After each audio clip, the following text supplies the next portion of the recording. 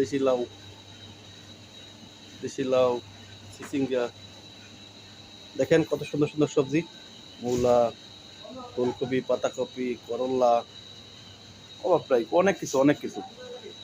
দেশি সিম, এই ধরনের দেশি সিম, বেগুন, টমেটো। দেখেন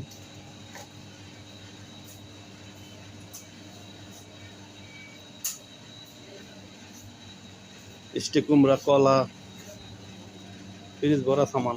দেখেন শশা,